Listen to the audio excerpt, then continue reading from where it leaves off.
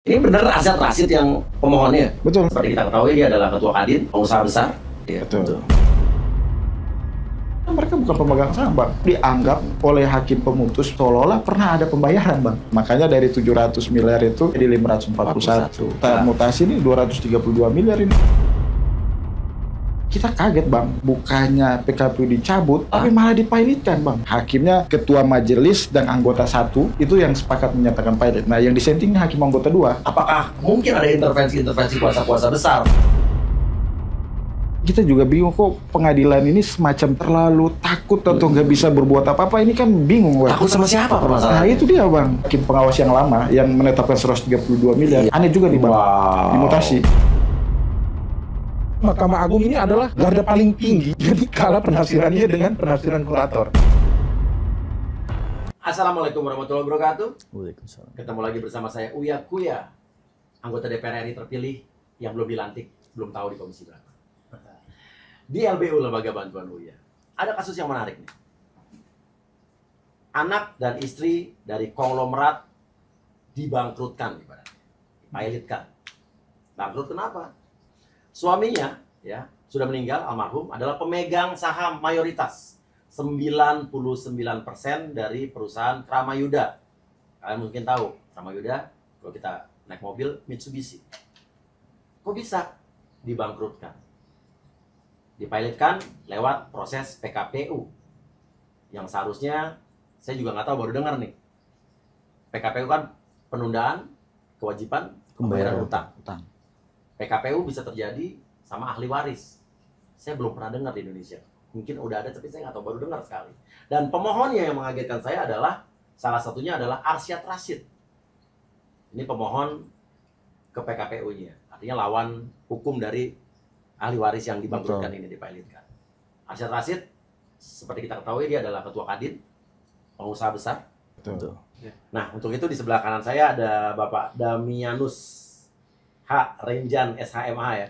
Siap, Bang. Kuasa hukum ahli waris pemegang saham PT Kramayuda. Siap. Terima kasih, Dan Bang Uya. juga ada Pak Ferdinandus Sega Senda sebagai Presdir PT Kramayuda yang baru, tapi nggak pernah bisa ngantor. Betul. Ya. Ya, karena dihalang-halangi masuk ke kantor. Ya. Ya. Dan juga ada Mas Rahih Di Tianto Regowo SA, kuasa hukum PT Kramayuda, Betul. yang juga nggak bisa masuk ke Kramayuda. Betul. Warga negara Singapura yang dipilotkan di PN Jakpus minta perlindungan Jokowi. Maki soroti putusan pilot ahli waris PT Kramayuda versus Arsyad Rashid CS. Babak baru perkara Arsyad Rashid versus ahli waris Kramayuda, kuasa hukum ajukan kasasi, Maki buka suara.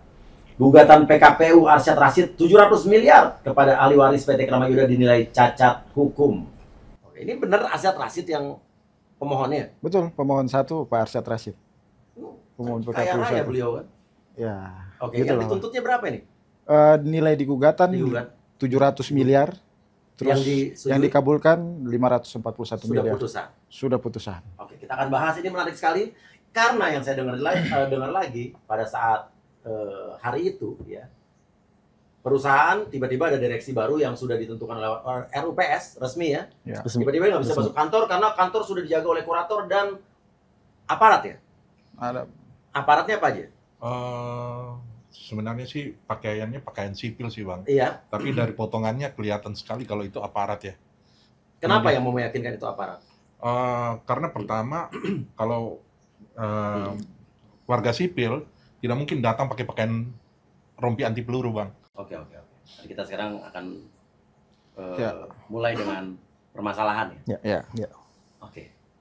Bu Rosita dengan anaknya siapa namanya? Pak Eri. Pak Eri. Pak Eri, Bang. Anak dari Bapak Almarhum Pak Eka Rasja Putra Said. pemegang saham Pemegang saham 99% 9% Kramayuda. Betul. Sekarang dinyatakan pilot atau bangkrut. Bangkrut. Ya.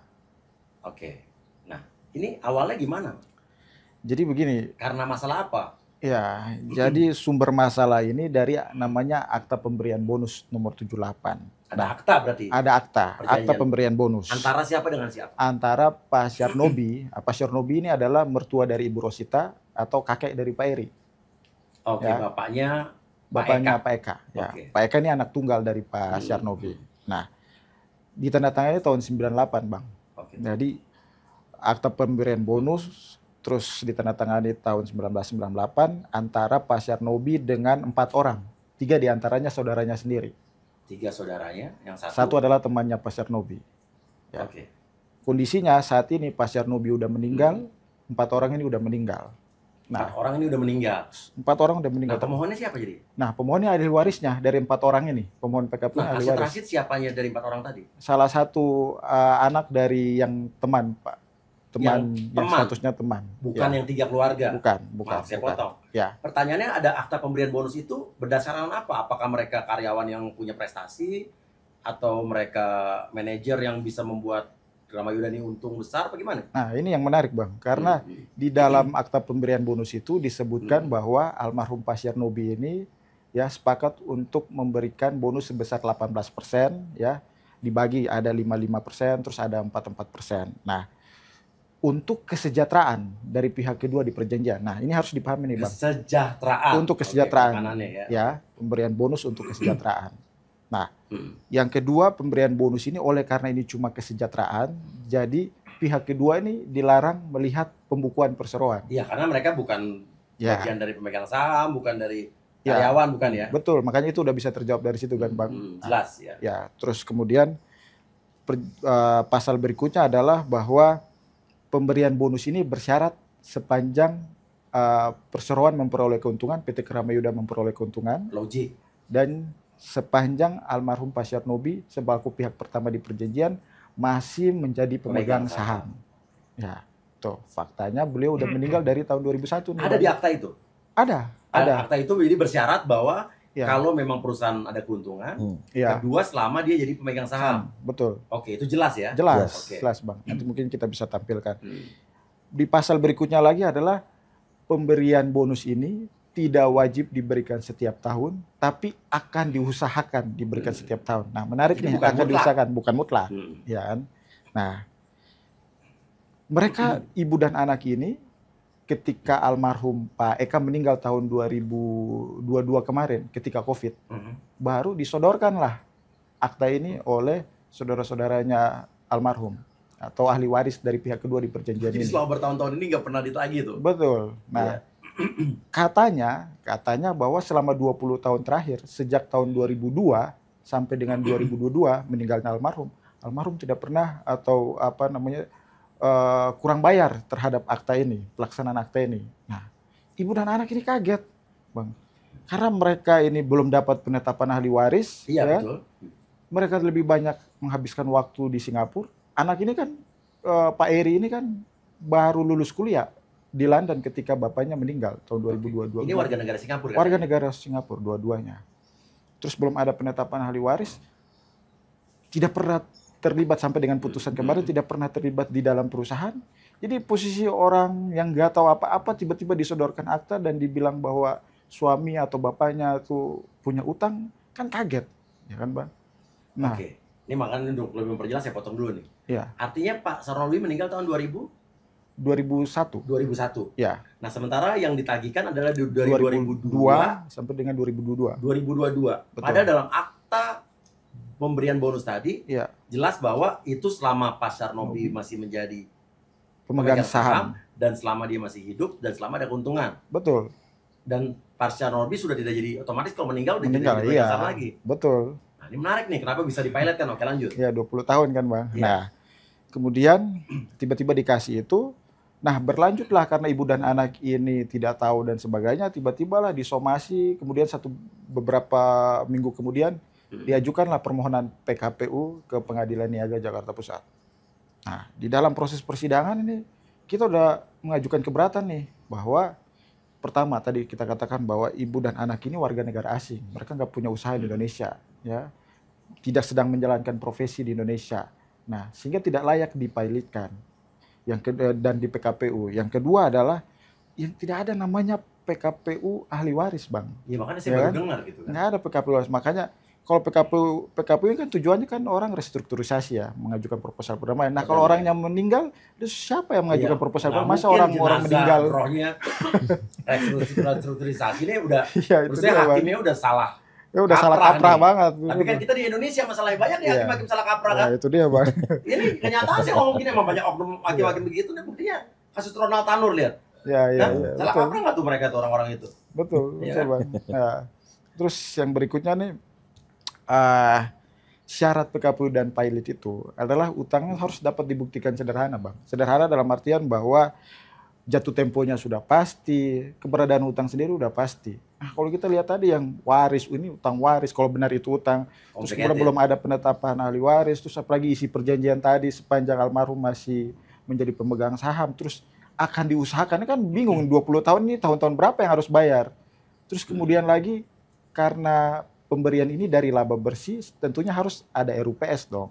Karena Iya. laba bersih, Undang-Undang PT kan mensyaratkan pembagian laba bersih harus ada RUPS. Hmm. Tidak ada bukti RUPS sama sekali 20 tahun terakhir ini. Nah, jadi hakim menetapkan bahwa harus 500 triliun miliar sekian itu dari mana?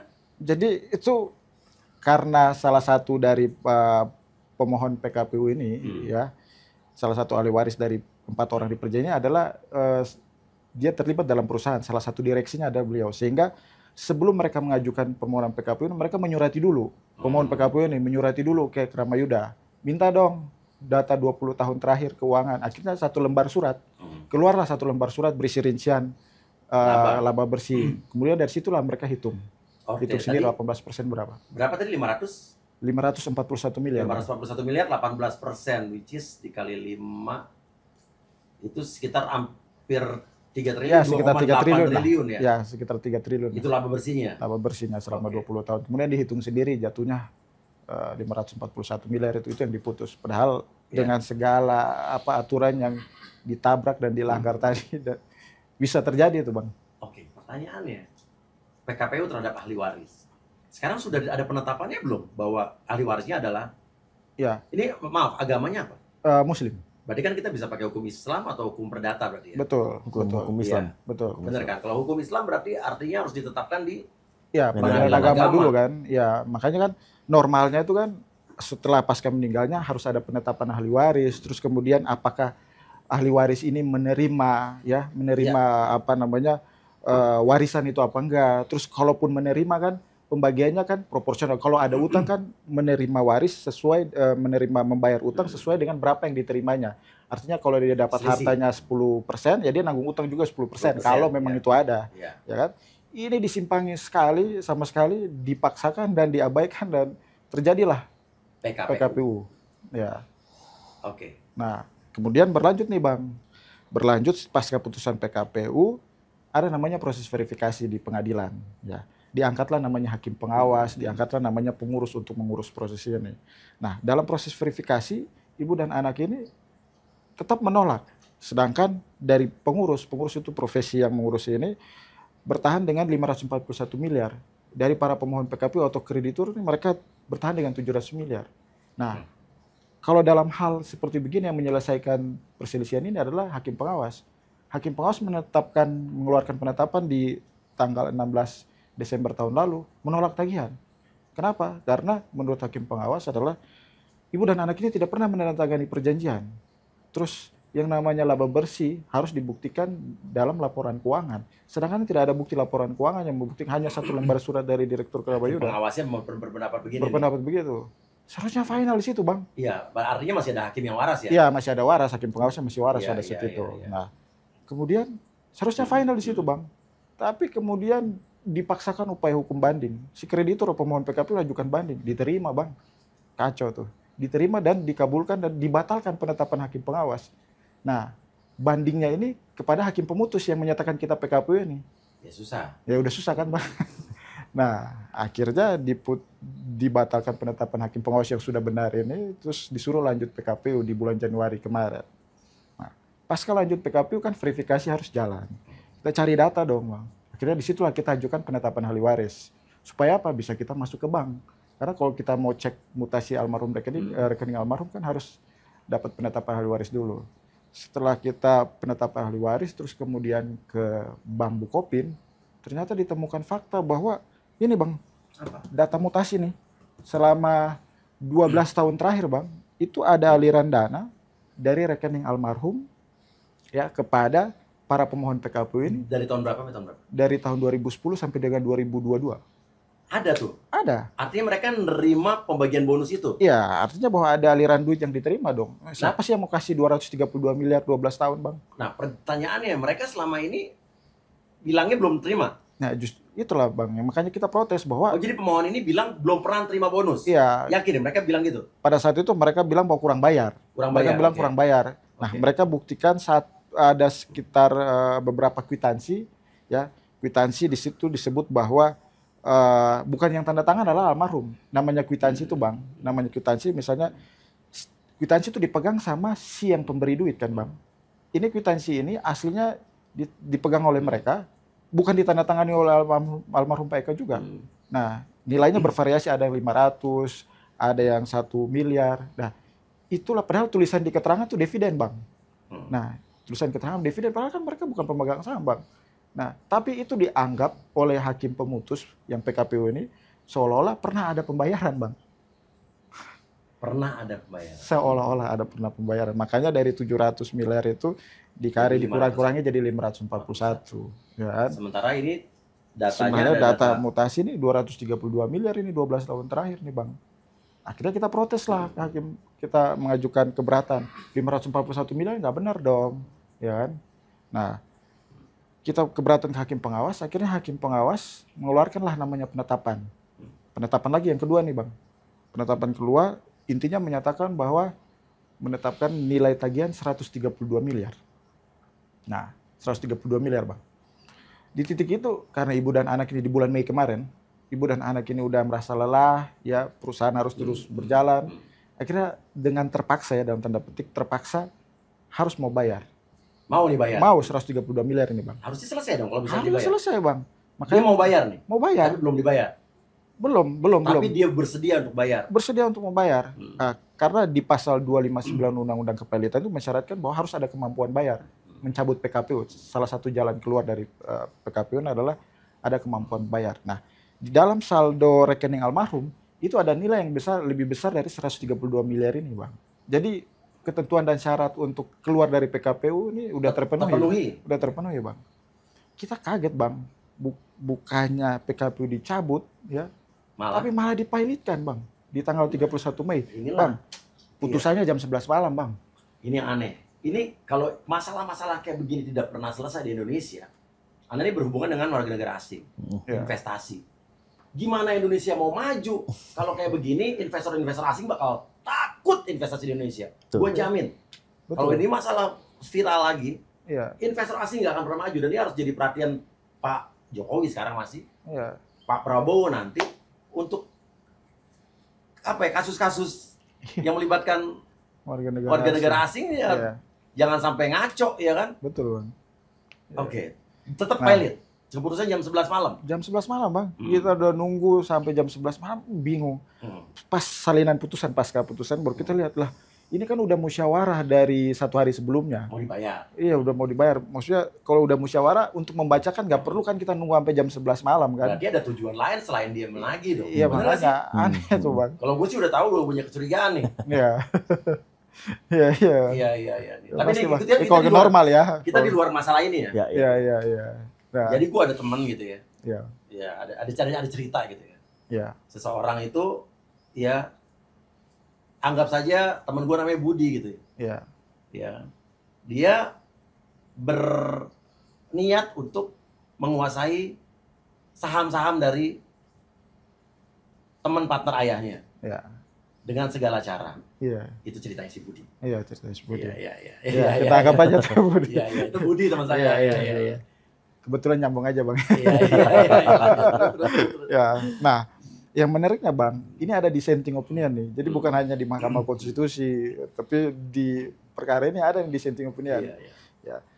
Ketua Hakimnya?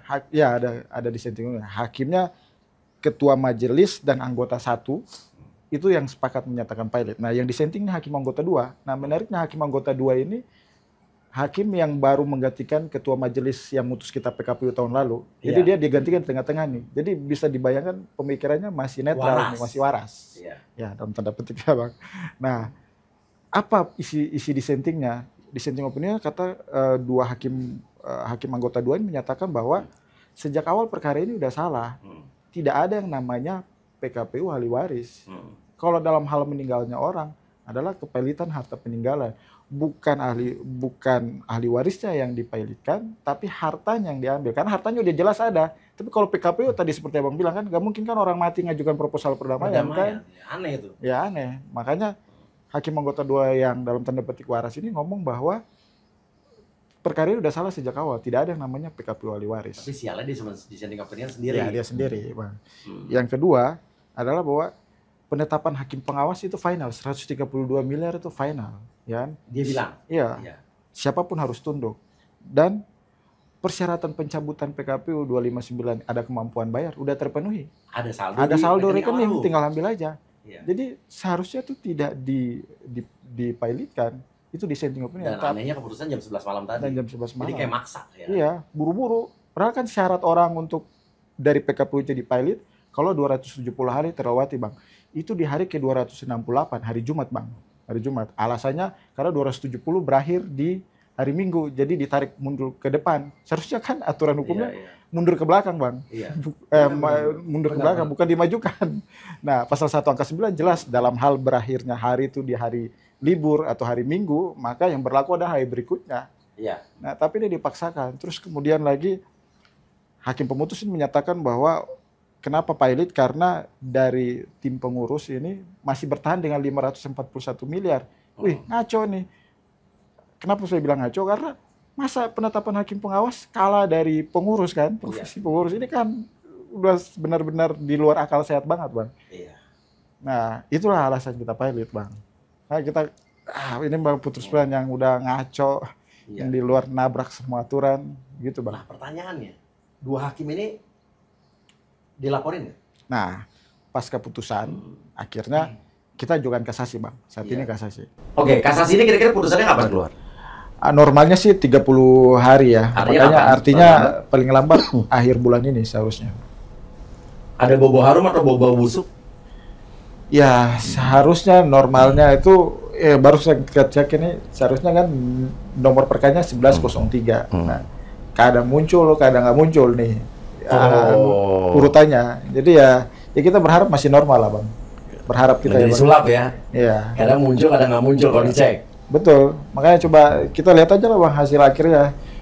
Ya, cuman intinya yang memutuskan kasasi tadi harus melihat lagi pertimbangan-pertimbangan bahwa satu, ya kan, telah diputuskannya 2 hakim pemutus itu, ya menyalahi kode etik. Betul. Itu udah jelas oleh Pengadilan Tinggi DKI Jakarta. DKI Jakarta. Ya. Dan satu lagi tadi yang kita bicarakan bahwa akte pemberian bonus akte 78 tadi, ya itu jelas-jelas mengatakan bahwa hanya bila bonus hanya akan diberikan jika satu perusahaan dapat untung, tidak wajib diberikan juga, tidak kewajiban diberikan setiap tahun, dan selama si pasar hobi masih menjadi pemegang saham mayoritas. Itu hal yang paling simpel. Iya, bersyarat itu, Bang. Ingin Indonesia bersih, Indonesia maju, sistem hukumnya harus dibenahi. Kalau masih ada oknum-oknum yang pada lepat-lepot, takut pasti orang invest di Indonesia. Gua kalau udah di DPR apalagi Komisi 3 nih, udah RDP nih. Gua minta tolong tuh, Bang. Iya, kalau lagi Komisi 3. Tapi sekarang dengar-dengar soalnya banyak orang yang takut kalau gue masuk Komisi 3. Oh gitu. Iya. Rame dong. Iya, biasanya kalau kayak gitu, Bang, itu yang paling bener malah. Iya. Semoga lah. Nah, terus kemudian kita ajukan kasasi. Sekarang lagi berproses, sudah ada nomor perkaranya 1103 ini, publik bisa menilai nih. Jadi apakah kita lihat tidak, apakah hakim Mahkamah Agung nanti bersikap seperti apa, tapi dengan cerita seperti begini kan udah jelas bahwa seharusnya tuh kasasi kita dikabulkan karena tidak layak sekali putusannya. Nah, kita laporin hakim ini ke diantaranya ya, kita bersurat ke Mahkamah Agung, Komisi Yudisial, dan Badan Pengawas, Ketua Pengadilan Tinggi. Nah, kita bersyukurnya Ketua Pengadilan Tinggi DKI Jakarta, kita minta terima kasih, Bang. Ketua Pengadilan Tinggi Negerinya siapa nih? Pak Heri Suwantoro. Wah, Pak Heri Suwantoro hebat. Luar biasa, Budi. Anda hebat, waras. Kita ucapkan terima kasih sama beliau juga. Iya. Beliau manggil kita, membentuk tim pemeriksa, ya Bang. Tim pemeriksa, kita dipanggil, terus kita diperiksa, ya. Saya diperiksa pada saat itu. Akhirnya setelah berproses, tanggal 8 Agustus kemarin, saya terima surat yang isinya menyatakan bahwa berdasarkan hasil pemeriksaan, maka 2 hakim yang memutus kita pilot ini dinyatakan bersalah, terbukti melanggar kode etik. dan direkomendasikan Untuk dijatuhin sanksi dimutasi ke pengadilan negeri yang kelasnya lebih rendah. masih bagus ya, cuman dimutasi doang Nah, ya. itu dia. Masalahnya kita masih deg-degan nih, Bang. Iya, Apakah Mahkamah Agung akan menjalankan rekomendasi itu apa enggak, Bang? iya masalahnya itu. Ya itu Nah, dia, ini Bang. berarti pesannya harus sampai ke Mahkamah Agung nih. Betul. Jadi kasasi harus Dikabulkan, ya 2 hakim ini memang harus dimutasi. karena udah terbukti. Harus dipindah, udah Keputusan terbukti. ketua pengadilan tinggi tadi Iya, menyatakan bahwa 2 hakim ini menyalahi kode etik. iya. Artinya di kasus ini kan, Betul. Di kasus artinya ini. kan ada sesuatu yang sifatnya malpraktek lah ya Betul. di dalam kasus ini. Ya, bahkan kemarin kita sempat diskusi dengan Ketua Komisi Yudisial, ya mantan Ketua Komisi Yudisial. Beliau melihat pasal ini, beliau bilang bahwa kalau dari pasal yang dijatuhkan ini, pasal kode etik ini pelanggaran bukan perilaku hakim, tapi pelanggaran terkait dengan pelaksanaan dia, artinya putusan dia yang nggak benar, ya kan? Nah, dia melakukan keputusan yang tidak benar, nggak mungkin Ya, dia sendiri dong. betul. Nggak mungkin dia menjerumuskan dirinya sendiri. Artinya apakah mungkin ada intervensi-intervensi kuasa-kuasa besar di dalam bersalahnya diputusnya bersalah 2 hakim tadi.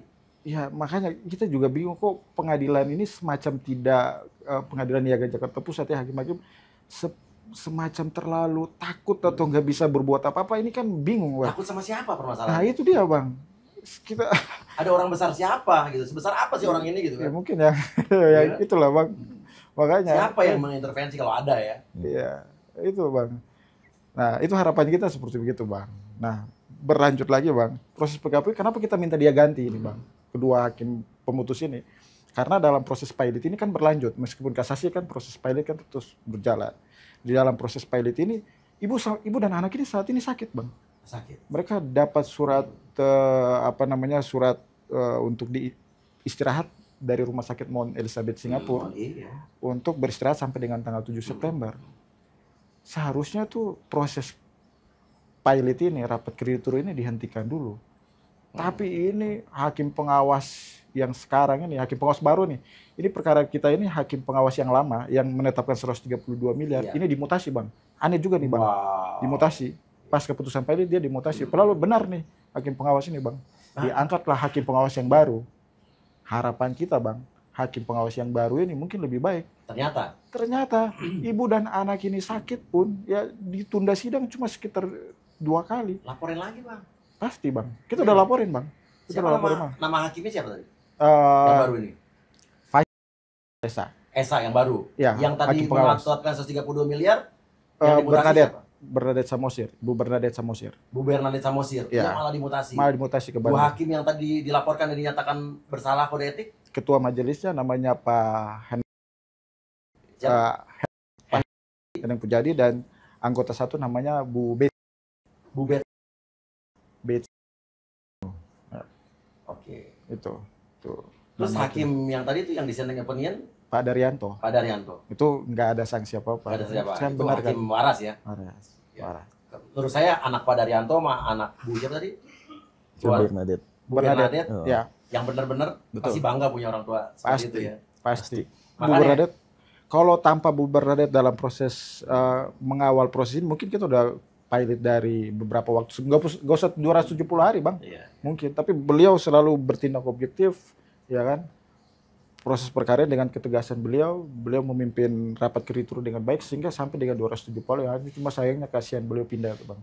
Oke, ini hakim pengawas yang baru ini mau dilaporin ya? Pasti. Siapa Bang. tadi namanya? Esa. Iya. Kapan mau dilaporin caranya? Kita udah masukin Surat surat ke Ketua Mahkamah Agung, Ketua Pengadilan Tinggi lagi, ya, Badan Pengawas dan Komisi Yudisial lagi, ya kan? Kenapa, Bang? Karena ini udah benar-benar keterlaluan ya, Bang. Benar-benar saya katakan sekali lagi, ini benar-benar keterlaluan. Karena ibu dan anak ini sakit, ya, ada surat dari dokter untuk istirahat sampai dengan 7 September, tapi sidangnya tuh ditunda mungkin sekitar 3 kali doang dalam waktu seminggu dan dipaksakan lanjut, Bang. Dipaksakan lanjut. Untungnya ibu dan anak itu pada saat itu membuat surat pernyataan bahwa mereka mengakui untuk tunduk pada sekitar 21 miliar. Nah, kemudian mereka mengajukan proposal perdamaian, namanya proposal perdamaian, Bang. Nah, hari Senin kemarin, Bang, kita sampai walk out dari sidang, dari rapat kreditur, Bang. Oke. Kenapa? Karena, Bang, ibu dan anak ini lagi sakit. Mereka memaksakan voting proposal perdamaian, Bang. Ngapain sih buru-buru emang kebelet? Makanya Bang, Bener kan? orang sakit kok dipaksain proposal perdamaian, padahal di pasal 150 Undang-Undang Kepailitan itu yang namanya proposal perdamaian itu diberikan hak kesempatan kepada ibu dan anak ini untuk berpendapat dulu terhadap proposal perdamaian, apa bertahan, mau naik nilainya atau gimana. Tapi ini lagi sakit, diabaikan, dipaksakan voting, akhirnya kita walk out dari situ. Makanya saya bilang sama hakim pengawasnya, Pak Hakim Pengawas, tolong, kapan kami menggunakan, ibu dan anak ini menggunakan hak sesuai pasal 50 untuk memberikan keterangan terhadap proposal perdamaian mereka. Langsung voting kayak gini, ibu dan anak ini sakit. Kan ngaco sekali Bang. Inilah yang membuat anak saya Nino, Iya. ya, menurut saya, lu masuk kuliah hukum aja Nino, gitu kan. Sorry nih, bukan, kan kalian pengacara juga ya, Iya. ya kan. Tapi dia bilang, nggak mau kalau di Indonesia. Gitu. Ya. Karena dia denger-denger, kan sering ada podcast saya tuh, Iya. sering denger banyak oknum-oknum itu Iya. jadi males dia gitu loh. Iya. Kalau saya pengen anak saya satu ada yang di kuliah hukum gitu. Coba Abang bayangkan, ini kan pasca proses Iya. pilot ini ada namanya proses verifikasi lagi, ada perselisihan, dulu diselesaikan oleh hakim, kalau ada perselisihan tagihan diselesaikan oleh hakim pengawas, sekarang hakim pemutus. Nah inilah kenapa kita minta hakim pemutus ini segera dimutasi, karena dia akan menyelesaikan perselisihan tagihan ini. Iya dengan cara dia. Nah, makanya kita minta dimutasi. Nah, di dalam proses ini kita sudah mengajukan namanya renvoy, perselisihan tagihan. Untuk karena kita kembali dengan 21, kita menawarkan 21,5 miliar pada saat proses pilot ini. Nah, dari si tim kurator itu 132 miliar. Iya. Terus kemudian dari pemohon PKPU mereka menolak ya, pemohon pilot atau kreditorin mereka bertahan dengan nilai tagihan mereka. Mereka nagih saat ini di proses pilot ini Bang dengan nggak tanggung-tanggung Bang, 1,2 triliun. Proses pilot ini nilai tagihan. 1,2 triliun. Dulu kan 700 kan Bang, Iya. sekarang 1,2 Naik. triliun, naik. Nah, kan masih dispute ini. Nah, dispute ini seharusnya diselesaikan melalui mekanisme renvoy. Nah, ini renvoy-nya masih baru mau berproses, ya kan? Baru mau berproses sehingga nilai tagihannya belum pasti. Tapi dipaksakan tuh voting proposal perdamaian ini. Walaupun si ibu dan anak Lagi sakit. Ada surat dari rumah sakit. Karena rumah sakit mau, iya. Ini kan anak ini apa sih? Makanya saya bilang kemarin waktu saya sempat ditanya sama wartawan, saya ngomong kalau ini intelektualitas kita, ya aturan hukumnya nggak berlaku nih di sini nih. Khususnya hakim pengawas nih. Ini ngaco sekali. Masa maksa orang nggak dikasih hak yang diberikan oleh undang-undang untuk memberikan keberatan atau bertahan atau tidak dengan proposal perdamaian, ini diabaikan sama sekali Bang. Ini kan ngaco sekali menurut saya Bang. Intelektualitas orang nggak berlaku di sini di rapat kreditur ini Bang. Makanya kita walk out. Ngapain kita berdebat 2 jam itu Bang. 2 jam dari jam 1 sampai dengan jam 3. Karena kita bertahan, nggak bisa tunggu dulu ibu sakit, tapi diabaikan sama sekali. Tapi kadang nggak jadi voting, nggak terjadi. Voting terjadi Bang, voting. Mereka nolak proposal perdamaian, informasinya begitu. Kemarin kita udah kirim surat menolak hasil yang terjadi. Karena udah terlalu ngaco banget nih Bang. Kita nggak tahu lagi lah apa yang terjadi ke depannya nih Bang. Nah, ini sebenarnya hal seperti ini harus dibereskan karena ini pertama berkaitan dengan warga negara asing, terus bisa berimbas dengan investor-investor asing yang akhirnya akan takut masuk ke Indonesia kalau sistem hukum di Indonesia masih banyak yang terjadi di luar logika ya. Betul Bang. Bahkan dalam rapat kreditur ini mereka berusaha untuk melakukan RUPS mungkin nanti ditanyakan. Kita udah protes Bang, nggak bisa yang namanya kurator itu sesuai SEMA nomor 7 tahun 2012 itu mereka nggak punya hak untuk hadir RUPS. Ya, tapi mereka mencoba untuk melakukan RUPS, kita udah protes hakim pengawas ini nggak bisa apa-apa juga. Ada RUPS tandingan? Ada RUPS yang dibuat pada saat itu, dicoba untuk dibuat sebelum pengangkatan Pak Direktur, sempat dibuat. Kita udah protes bahwa yang namanya berdasarkan surat edaran Mahkamah Agung, ini Mahkamah Agung yang keluarin tadi udah dikatakan bahwa Mahkamah Agung yang ngeluarin bahwa namanya ketika pemegang sahamnya pilot, ya maka yang berwenang untuk hadir RUPS itu adalah tetap pemegang sahamnya, kecuali kalau penjualan saham itu baru kurator. Tapi untuk RUPS tetap hak untuk RUPS tetap masih ada pada si pemegang sahamnya, ibu dan anaknya nih. Tapi itu, waduh hakim pengawasnya nggak bisa bertindak apa-apa. Nah makanya ditanyakan nanti abang tanyakan sama mereka nanti proses di PT Kramayuda jadi ngaco lagi nih Bang. Nah pertanyaannya, dinyatakan pilot tadi si istri dan anak. Nah, si Kramayuda ini sendiri sebagai perusahaan induk ya kan, dia tuh sebetulnya asetnya masih banyak kan? Nah, tadi yang bisa aku jelasin ya Bang ya. Jadi kan PT Kramayuda ini kan memang induk dari perusahaan-perusahaan anak kayak PT Kramayuda 3 Berlian, PT Kramayuda lain segala macam yang dealer-dealer Mitsubishi di Indonesia ini gitu. Kalau misalnya mengenai asetnya, tentu operasional dari perusahaan aja masih berjalan dengan baik seharusnya. Itu menunjukkan bahwa ya perusahaan ini harusnya masih sehat. Iyalah, itu Pajero expander kelihatan di mana-mana. Apalagi Pajero pakai strobo. Udah gitu kan banyak juga Iya. sekarang mengeluarkan produk-produk baru gitu Gua kan. promosi jadi Mitsubishi nih. Iya, jadi- Seperti itu. Nah, Iya. otomatis kan harusnya masih sehat. Nah, inilah kita juga makanya melakukan upaya agar operasional itu bisa langsung dilakukan oleh Pak Presdir, Bapak Ferdinand ini, itu agar bisa kita ketahui itu semua. Kita audit kalau perlu. Jangan sampai kita kecolongan gitu. Karena kan pada saat tanggung jawabnya sudah pindah ke beliau, segala macam tindakan-tindakan perusahaan kan menjadi tanggung jawab beliau. Ya otomatis. Otomatis gitu, dengan pihak ketiga, misalnya nantinya ternyata ada penggelapan aset segala macam, beliau yang nanti akan bertanggung jawab, padahal beliau belum mengetahui sama sekali. Iya, masuk kantornya nggak boleh. Hal itu sudah saya sampaikan tuh waktu rapat kreditur, Bang. Tanggal 12 itu saya sampaikan. Apabila ada terjadi hal-hal di luar kendali saya tidak akan bertanggung jawab. Silakan kurator ambil alih tanggung jawab tersebut. Karena kan saya tidak boleh beroperasional nih. Iya, sekarang nggak bisa masuk. Tidak bisa masuk. Seperti itu, Bang. Nah, ini menarik nih. Artinya, tadi diputuskan pilot pada tanggal berapa? 31 Mei. 31 Mei. Ya. Oke. Nah, sementara ada pengangkatan direksi RUPS Pak Ferdinand ini diangkat di tanggal 6 Agustus. 6 Agustus. RUPS resmi, Betul, resmi ya, yang dimana pemegang sahamnya hadir 100%. 90% adalah 90% adalah ahli waris dari Pak. ahli waris. Betul. Ya. Oke. Dihadiri pemegang saham. Artinya Betul. sah ya. Sah. Sekarang direktur utama. Direktur utama. Nah, sekarang artinya operasional perusahaan siapa yang jalanin? Ini juga lucunya, Bang. Jadi kan mungkin saya jelaskan dulu, beliau ini kan diangkat tanggal 6 Agustus.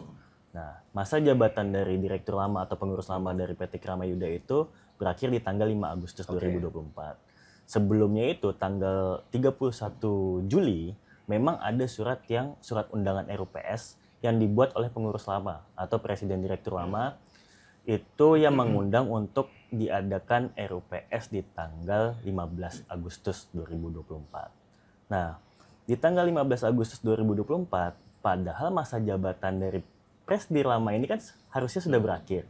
Jadi harusnya dia sudah tidak memiliki kewenangan itu. Sehingga untuk mengantisipasi kekosongan, tanggal 6 Agustus pemegang saham dari PT Kramayuda ini langsung melakukan RUPS dan mengangkat beliau sebagai presiden direktur. Gitu. Dan tanggal 9 kami hadir, kondisinya kami dihalang-halangi oleh staf yang tadi mengaku sebagai kepala keamanan, lalu manajer, lalu terakhir-terakhir malah menjadi staf kurator. Itu aneh Orang sekali. yang sama nih. Orang yang sama. Jadi pertama ngakunya apa dia? Ngakunya adalah kepala keamanan. Oke. Terus habis itu berubah jadi Berubah jadi manajer. manajer, Lalu terakhir-terakhir diangkat menjadi staf kurator. kurator. Itu kan luar biasa sekali gitu. Dalam satu hari, Bang. Dalam Satu hari. satu Satu hari ya, Siapa Bang. namanya? Bapak Basuki Rahman ya. Basuki Rahman. Oke. Bapak Basuki Rahman. Nah, habis itu ya tadi juga sudah dijelaskan, kita hadir di PT Kramayuda itu di tanggal 9 itu dari siang. Siang ya pas Jumatan lah. Menjelang Jumatan kita hadir, niatnya adalah cuma satu, yaitu kan adanya peralihan dari pengurus lama kepada pengurus baru. Nah, kan itu wajib. Itu hal yang wajib karena kan yang pengurus lama ya sudah berakhir. Tanggal 5. Dan operasional harus tetap berjalan. Iya. Nah, habis itu kita hadir, kita tunggu. Tadi sudah Pak Ferdinand juga jelaskan, dibilangnya lawyer kami akan datang. Kita tunggu. Lalu habis itu setelah kita tunggu, malah yang hadir itu adalah pihak kepolisian. Kita pun sempat berbincang santai dengan pihak kepolisian itu. Kepolisian dari mana? Mas? Kepolisian dari Polsek. Polsek mana? Polsek Warung Buncit. Warung Buncit. Oke. Itu kita sempat bicara santai dan mereka pun juga mengerti. Kan kalau misalnya memang kita salah, mereka pasti akan langsung mengusir kita. Gitu. Ini kita juga udah jelaskan di sini ada jelas namanya Bapak Ferdinand ini adalah sebagai presiden direktur. Oh iya Pak, oke baik gitu. Nanti kita coba akan memediasi dengan pihak perusahaan. Kita tunggu sampai dengan sore, akhirnya jajaran kepolisian itu semakin banyak dan ada Rame tuh. oh Dari rame, kepolisian. rame sekali dari pihak kepolisian. Lalu abis itu mulai berdatangan juga orang-orang yang memakai baju biasa tapi memakai rompi. Nah, Rompi penyapu jalan apa rompi apa nih? rompi anti peluru juga. Anti peluru. Rompi Iya. anti peluru mungkin ya seperti kalau kita lihat di film-film misalnya Densus lagi bekerja mungkin seperti itulah. Cuman kita nggak mau berasumsi bahwa itu Densus ya. Nah, Tapi itu dia pakai rompi anti peluru. Tapi Betul. harus dipertanyakan. betul. Kan di situ ada polisi. Betul. Ya. Polisi harusnya juga tahu dong. Betul. Siapa sih orang di luar polisi kalau emang di luar polisi Betul. masuk datang-datang pakai anti peluru. Betul. Bener kan? Betul. Bener nggak sih? Iya, Iya. betul. Nah, ini makanya niatnya mereka apa gitu loh. Ini udah ada pihak kepolisian, mereka memakai seragam lengkap gitu untuk memediasi. Ini fungsinya mereka apa? Tentunya. Ini Nah, aparat dari mana? Iya, gitu. ini aparat dari mana mereka juga tidak menjelaskan. Lalu setelah itu kurator datang. Dengan salah satu pihak kuratornya itu memakai juga rompi anti peluru. Loh, ini jadinya mau seperti apa sih? Kita kan yang bingung. Bapak Presdir ini hadir untuk menjalankan operasional perusahaan, tapi kok mendapat feedbacknya adalah seperti ini. Kan lucu. Gitu. Nah, jadinya padahal kurator kalau misalnya memang, dan yang disampaikan adalah kurator adalah bahwa gedung dan tanah yang ada yang berada PT Kramayuda ini sedang dilakukan sita umum gitu. Dan diajukannya adalah pada tanggal 9 Agustus pagi sudah keluar hasilnya sore. Gitu. Itu sangat lucu karena prosesnya berarti sangat cepat hitungannya. Jadi permohonan dan sudah ditandatangani oleh hakim pengawasnya itu juga sudah selesai, lalu langsung ditempelkan sita umum gitu. Cuman kan balik lagi, ini juga yang salah kaprah nih saya takutnya nih Bang ya. Bahwa kan PT dengan pemegang saham ini kan dua entitas yang berbeda gitu ya. Walaupun memang pemegang saham adalah pemegang dari saham-saham yang berada di PT ini. Cuman kan kalau misalnya PT-nya itu tidak pilot, sedangkan adalah pemegang sahamnya yang pilot, PT ini kan masih berhak untuk menjalankan operasionalnya. Iya, benar. Ya. Nah ini yang aneh, dicampur adukan Bang semuanya. Seakan-akan tuh jadinya, bahkan Bapak Ferdinand ya, sebagai presdir yang sudah terpilih gitu ya, itu disuruh membuat segala laporan kalau misalnya mau melakukan tindakan-tindakan apapun kepada kurator. Nah, luar biasa sekali makanya. Ini mereka kami rasa tuh menjadi salah kaprah gitu loh mengenai apa sih wewenang kurator, apa yang boleh, apa yang tidak boleh gitu. Nah ini mereka selalu jadinya merasa superpower terhadap aset-aset dari perusahaan termasuk jadinya gitu. Itu sih Bang yang lucunya ya. Nah habis tanggal 9 kita akhirnya tidak bisa berjalan gitu, akhirnya kita pulang karena sudah ya udahlah kita udah dilakukan sita umum karena kondisinya juga tidak memungkinkan gitu kan. Kita sudah PT Kramayuda itu di lantai 5 ya. Lantai 5 kita berada di sana tuh, keluar ruangan tuh udah orang-orangnya tuh udah yang pakai baju bebas. Tadi saya sampaikan bajunya rompi-rompi semua segala macam. Nah itulah yang membuat kita juga ya udahlah, udah tidak mungkin nih kita malah dianggap seperti teroris gitu kan. Iya, tapi lu nggak bawa senjata kan? Oh emang, enggak. Nggak bawa masa kan? Oh enggak ada sama sekali. Udah kalian keren loh, dianggap ditakuti loh. Nah, abis Iya, itu iya. ya udah kita akhirnya mundur. Nah, berkaca pada surat yang tadi saya bilang 31 Juli itu kan berarti akan diadakan RPS tanggal 15. Beliau hadir, datang ke PT Kramayuda. Cuman pada saat itu 3 kali ya Bapak Ferdinand ya. Sampai di depan dihalangi Bang, Nggak boleh masuk. nggak boleh masuk. Sama Terus siapa? ditanya sama security. Ya. Tapi pada saat itu tuh pengamanannya berlapis Bang. Security, terus ada yaitu pihak-pihak dari luar, tapi ya dari kelihatannya Pakaian. sih, Iya. iya, Apa kelihatannya apa? kelihatannya aparat lah ya. Iya. Kelihatan sekali aparat lah Bang. Aparat coklat hijau nih. Kalau itu saya nggak bisa konfirmasi Bang. Nah, kemudian pada saat itu saya ditanya, mau datang dalam rangka apa?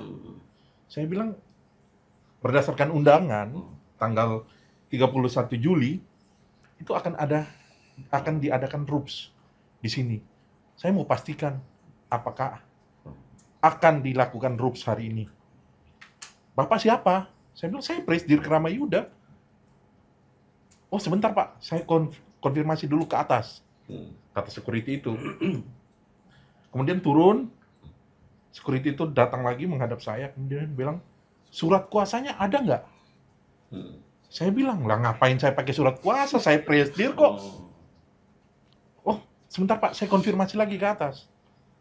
Konfirmasi ke atas, kemudian turun lagi. Security-nya bilang, Pak, nggak ada RUPS. Saya bilang, pasti nggak ada RUPS ya? Iya, nggak ada RUPS. Oh ya udah, karena sudah dikonfirmasi. Pertama saya nggak boleh masuk, yang kedua dikonfirmasi nggak ada RUPS, saya balik dong Bang. Saya balik, tiba-tiba kita dapat informasi tuh Bang, bahwa sudah ada RUPS tanggal 15. Tandingan nih. Tandingan Bang. Oh, muktamar kayak PKB ya, ini tandingannya ya kan. Iya. Iya.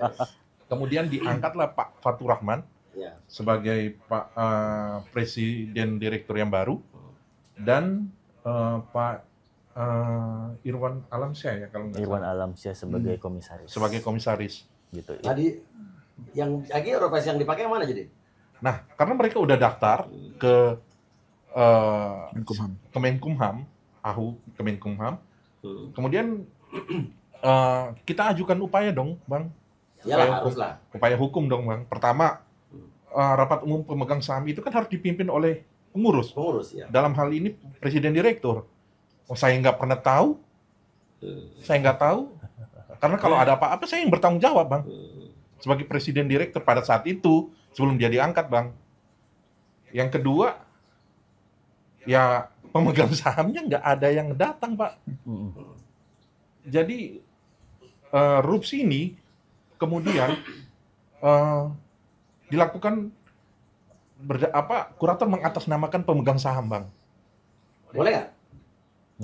Nggak boleh. Nggak boleh, Jelas, Bang. Kan Pak. Sema tadi kan udah bilang, Surat Bang. edaran Mahkamah Agung yang Iya. menyatakan itu Mahkamah Agung bukan Iya. siapa-siapa. Bang. Bukan saya tadi ya. Nah, penegasan aja. Ya. Iya, Bang. Soalnya kan banyak oknum-oknum yang antara bego apa pura-pura bego kan Iya, ada. itu dia, Bang. Iya, betul. Betul. Kemudian pada tanggal 19 Agustus rapat kreditur, kuasa hukum dari Ibu Rosita pertanyakan di rapat kreditur, dan dengan antengnya kurator bilang, iya kami hadir Iya. di RUPS, dan kalau Ibu Rosita mau main kasar, Iya. kami pun bisa main kasar. Iya itu menariknya Bang. Kata si Kata kurator begitu. Pada saat itu. Jadi kita bingung main kasar yang seperti apa. Karena kan kita, sekali lagi, tindakan-tindakan yang kita lakukan selama ini, itu berlandaskan dengan aturan, Bang. Jadi main kasar yang seperti apa? Sedangkan yang di sisi lain kan mereka nggak pakai aturan. Tabrak aja. Jadi ya konteks main kasar yang disampaikan oleh kurator pada saat itu. Oh iya, konteksnya kamu sebagai orang yang bermain kasar. Oh iya, wajar. terus Pada saat tanggal 9 itu, saya bersama kuasa hukum saya datang untuk mengambil alih operasional ya Bang. karena ditentukan lewat RUPS direktur baru ya. Betul, saya direksi presidir yang baru. Kemudian berusaha untuk masuk Iya. dan menjalankan operasional. Pada saat itu kita dihalang-halangi. Berapa orang yang halang-halangi? Pada saat itu sih masih tim security yang ada di gedung Geraha Kramayuda. Iya. Kemudian pada saat itu ada ketua tim pengamanan yang pada saat itu ketika kita tanya, di mana nih pengurus lama? Kita mau ngambil dokumen, kita mau ngambil hal-hal yang penting untuk kita jalankan operasional perusahaan nih. Tapi ternyata dia bilang pada saat itu, nggak ada. Kamu siapa? Dia tanya sama lawyer saya, kamu siapa? Lawyer saya jawab, kami dari direksi yang baru PT Kramayuda. Loh, bukannya belum RUPS? Dia sempat RUPS, ya. nyeletuk pada saat itu, RUPS. Kita bilang, loh, pengurus lama berakhir di tanggal 5 Agustus 2024. Dan tanggal 6 Agustus 2024, saya sudah diangkat menjadi presdir. Sudah sah. Kamu siapa? Awalnya dia ngomong ke lawyer saya, ketua pengamanan, kemudian naik level, jadi manajer. Ketika saya bicara, saya bilang, kamu manajer, saya presidir di sini. Saya mau ngambil barang-barang untuk bisa operasional. Pada saat itu dia bilang, tunggu saya telepon lawyer saya, atau enggak saya telepon kurator. Nah, kurator pada saat itu sempat berbicara dengan saya bahwa kurator menjelaskan bahwa Ibu Rosita, Istri almarhum ya. istri almarhum, sedang dalam kondisi apa? Sedang pilot. Jadi Bapak tidak bisa untuk masuk untuk beroperasional karena pada saat itu ketika saya sudah ketemu sama kurator sampaikan bahwa gedung sama tanah itu dalam sita umum. Tapi lucunya pada saat itu baru diajukan permohonan. Memang ketika pilot itu sudah otomatis sita umum. Tapi pada saat itu hari yang sama baru diajukan permohonan, Bang. Beserta sahamnya. Nah, kurator sampaikan bahwa karena sahamnya itu juga merupakan bagian dari harta pilot karena atas namanya almarhum suami. Jadi pada saat itu kurator bilang, oh tidak boleh nih, Bapak nanti akan kita pertanyakan pengangkatannya sah atau tidak. Jadi Bapak silakan ke rapat kreditur tanggal 12 Agustus untuk berikan keterangan, dan nanti, ini saya sampaikan lagi, dan nanti Bapak, kita lihat dalam 2 minggu, nasib Bapak kayak gimana tuh. Kata siapa tuh? Kurator. Iya. Kurator pada saat itu. Iya. Disampaikan bukan hanya sekali, Bang. Pertama di dalam ruang rapat, yang kedua ketika di luar ya. Di luar ketika dipasang banner untuk tulisan gedung ini dalam sita umum tim kurator. Seperti itu, Bang. Tanggal 12 saya datang nih, Bang. Saya jelaskan bahwa tidak ada sangkut pautnya, meskipun pemegang saham itu pilot, PT tidak boleh beroperasional, itu tidak ada sangkut pautnya. Tapi kurator dengan berbagai macam dasar hukum yang disampaikan, yang saya juga bingung ya, dasar hukum yang menurut penafsiran beliau ya, itu bertentangan dengan SEMA yang dikeluarkan oleh Mahkamah Agung sendiri, Bang. Yang notabene Mahkamah Agung ini adalah garda paling tinggi dari sistem peradilan. Jadi kalah penafsirannya dengan penafsiran kurator pada saat itu, Bang. Beda ya. Iya. Nah itu tadi yang memakai rompi anti peluru itu kapan? Pada saat tanggal 9, Bang. Berapa orang? Pada saat itu yang saya ingat pasti salah satu kuratornya pakai rompi anti peluru. Emang Mas bawa senjata api bagaimana? Meneror apa bikin kerusuhan? Kita di dalam itu hanya awalnya berlima, kemudian 2 saudara kita disuruh keluar, kemudian tinggal bertiga. Saya, kuasa hukum saya, sama pengawal saya pada saat itu. Dan itu dijelaskan berbagai macam terkait, Bapak hati-hati ya, ini perbuatan melanggar hukum nih. Bapak bisa loh dipidana. Pada saat itu saya sempat ditanya, Bapak dikasih apa sih? Bapak digaji berapa sih? Saya bilang, saya tidak digaji, saya tidak dijanjikan apa-apa, saya tidak diberikan apa-apa. Kemudian kurator pertegas, jadi Bapak bersedia selama menjabat menjadi presdir, Bapak tidak diberikan gaji, tunjangan, atau apapun. Saya bilang, saya bersedia pada saat itu. Dan itu pun saya pertegas lagi di rapat kreditor tanggal 12 itu, Bang. Oke. Tapi ingat, Bang, kami sudah lakukan upaya-upaya hukum. Seperti? Pertama, laporan ke Bareskrim. Bareskrim Mabes Polri. Yang kedua, kita gugat Tata Usaha Negara. Apa tuh? TUN, atas RUPS tadi? RUPS yang tadi. Karena kan sistem AHU kemudian mencatatkan itu, gitu. Kemenkumham, AHU Mengesahkan. mengesahkan Bang. Betul. tanpa dihadiri pegang saham. Betul, Iya. betul. Wah, ini mau Kemenkumham sekarang, wah kacau. Menterinya siapa seperti itu? Tahun berapa nih? Kemarin Tanggal 15 ya, Bang. 15 ya. 15 udah baru. Sona masih. Iya, Sona Iya. ya masih. Aduin aja sama Kemenkumham yang baru nih sekarang nih. Iya. Pak Andi siapa tuh? Nah, Kita sedang lakukan upaya-upaya untuk Iya. situ sih, Bang. Oh, Karena Santun itu. iya, jadi sudah ada putusan sela juga Iya. yang kita sampaikan bahwa terkait tindakan-tindakan yang berkaitan dengan akta untuk pengangkatan pengurus tanggal 15 Agustus itu ditunda keberlakuannya, dan putusan selah itu sudah keluar, Bang. Sudah kita sampaikan kepada pengurus yang sekarang, kemudian kepada kurator juga, kepada Kemenkumham juga kita sampaikan. Nah, masalahnya adalah tanggal 2 hari ini itu ada agenda rapat, Bang. RUPS yang diundang oleh pengurus yang tanggal 15 itu 2024, 15 Agustus 2024. Agendanya pertama itu pengalihan saham 99%. Bang. Dialihkan. Agendanya seperti itu. Perubahan nama pemilik dari pemegang saham 99%. Bisa ya? Wah, luar biasa, Bang. Waduh. Ini semuanya Nah, bisa itu terjadi nih, akhirnya, Bang. Seperti yang tadi saya bilang kan, Iya. hampir sama kayak cerita si Budi. Iya. Tujuan akhirnya udah jelas akhirnya. Itu, Bang. Nakal si Budi ini, Bang.